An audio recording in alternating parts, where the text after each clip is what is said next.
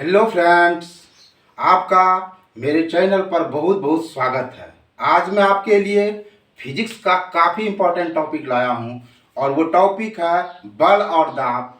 आज हम लोग फोर्स और प्रेशर के बारे में काफ़ी बारीक बारीक बातों का अध्ययन करेंगे और यह सभी प्रकार के स्टूडेंट के लिए उपयोगी है। आप किसी प्रतियोगिता परीक्षा की तैयारी करते हो, यह टॉपिक आपके लिए काफ़ी उपयोगी है। आइए हम लोग समझते हैं बल और दाब के पतले पतले बातों को। तो आइए हम लोग सबसे पहले समझते हैं कि बल क्या है। ठीक है, आइए आइए हम लोग बल के बारे में जानते हैं। ये बल क्या है? बल को हम लोग इंग्लिश में फोर्स बोलते हैं। आप लोग जान रहे हो बल को क्या बोलते हैं? फोर्स। एक्चुअली बल है क्या? What is force? ये बल क्या है ये समझिए। देखिए, अगर आप बल की गहराई में जाइएगा तो बल एक खिंचाव या धक्का है। खींचना भी बल है और धकेलना भी बल है। तो बल के बारे में आप ऐसे समझिए कि बल एक खिंचाव या धक्का है। बल क्या है आपका? बल एक खिंचाव या धक्का है। बल एक खिंचाव या धक्का है।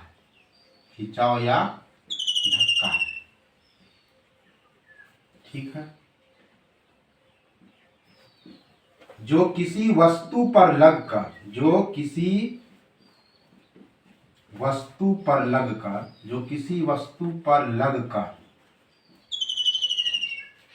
उसकी स्थिति को बदल देती है या बदलने की चेष्टा करती है।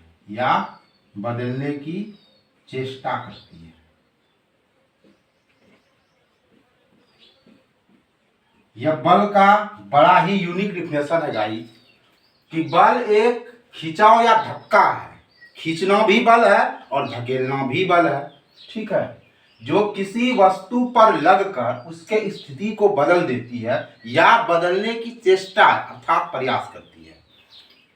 इस जगह आप देखिए कि उसकी स्थिति मतलब क्या? कोई स्थिर वस्तु है, आप उस पर बल लगा दोगे तो वो क्या हो जाएगा? गतिशील हो जाएगा। और कोई गतिशील वस्तु है, आप उस पर बल लगा दोगे तो वो स्थिर हो जाएगा।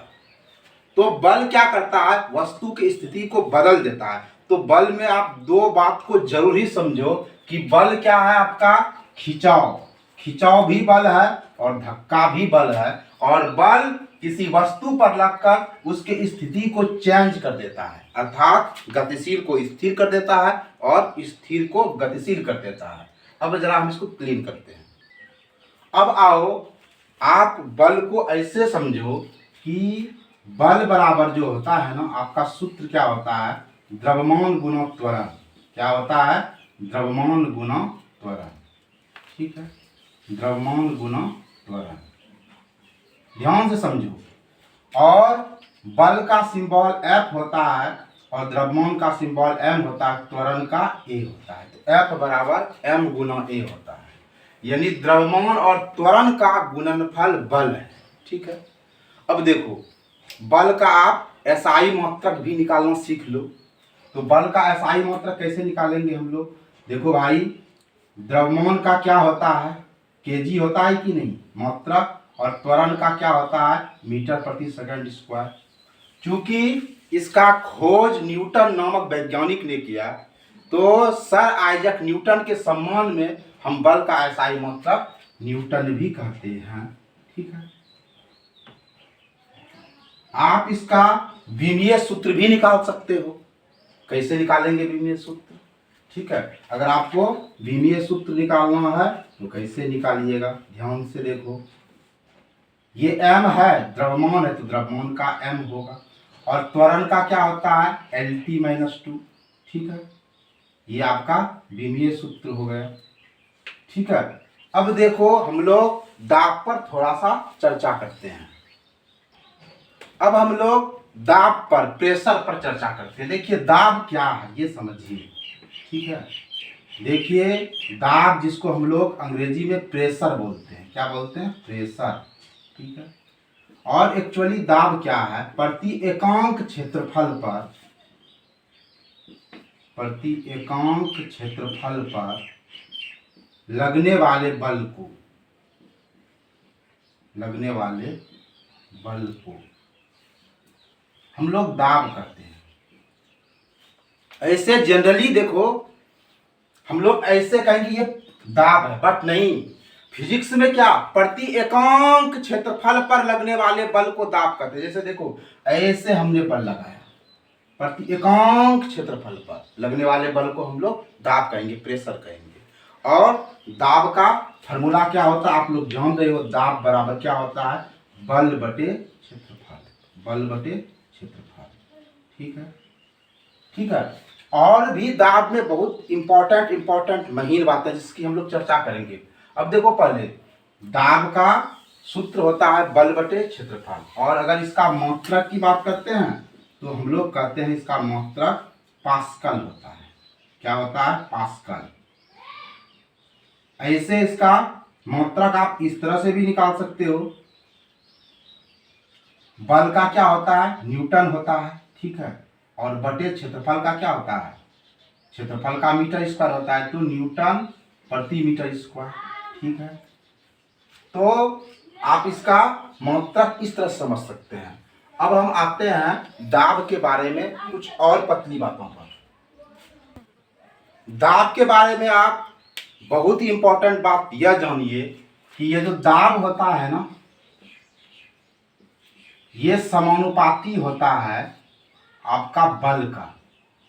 दाब समानुपाती होता है बल का, और ये दाब जो होता है ना, यह व्युत्क्रमानुपाती होता है क्षेत्रफल का। ठीक है। ये दो बातें जो है आपके लिए काफी इंपॉर्टेंट है। ठीक है।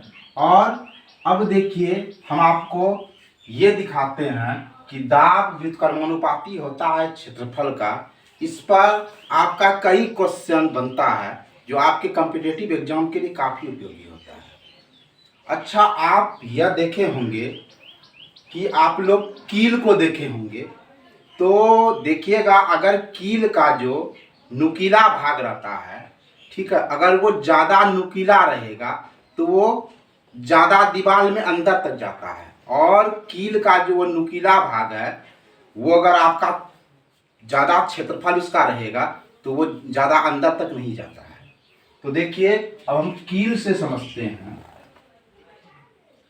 देखिए कील का जो वो नुकीला भाग है, अगर उसका क्षेत्रफल कम रहेगा, ठीक है, यानी वो जो नुकीला भाग है उसका क्षेत्रफल कम रहेगा, तो दाब क्या हो जाएगा, दाब ज्यादा हो जाएगा, इसलिए वो दीवार में अंदर तक जाता है।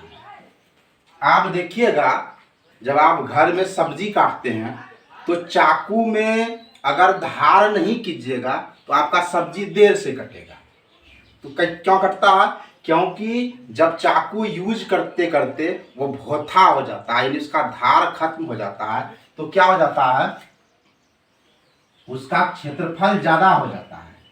ठीक है। चाकू जब भोथा हो जाता है तो उसका क्षेत्रफल क्या हो जाता है, ज्यादा हो जाता है, तो दाब क्या होता है, दाब कम लगता है। ठीक है। इसीलिए हमको सब्जी काटने में देर लग जाता है। लेकिन जब हम चाकू में धार कर देते हैं तो फिर क्या हो जाता है, उसका क्षेत्रफल कम हो जाता है। जब चाकू में हम धार करते हैं क्षेत्रफल कम हो जाता है, तब क्या होता है, दाब ज्यादा लगता है और हमारा धकाधक सब्जी कटता है। इसी तरह देखिएगा आप बैग में देखिएगा, बच्चे का जो स्कूल बैग होता है, ठीक है, देखिएगा वो जो टंगने वाला जो पट्टी होता है वो चौड़ी पट्टी होता है। क्या होता है आपका, चौड़ी पट्टी।